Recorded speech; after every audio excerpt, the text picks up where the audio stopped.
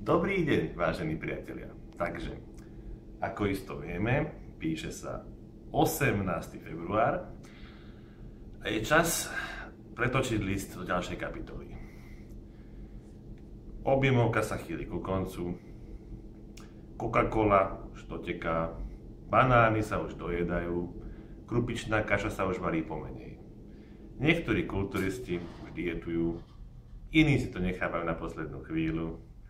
Ja začínam čoskoro. Takže moje pocity z objemovky sú, že 120 kg sme nenaplnili, nevadí. Naplnili sme len 117. To je tak dosť. Ale zachovali sme kocky na bruchu. Niekedy menej viac sa hovorí. Takže o týždeň vymeníme lososa za talápie. Veľa talápie. Budem veľký fanúšik ryžových krekrov. Koľko ryby zješ, Konan?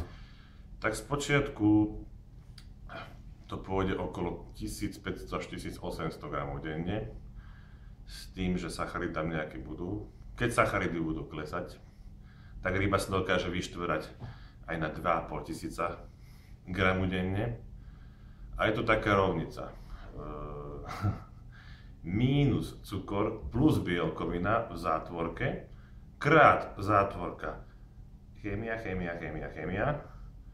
koniec zátvorky rovná sa dobrá forma. V prípade, že by to nestačilo, v zátvorke, kde je chémia, dáme ešte na zátvorku na druhú.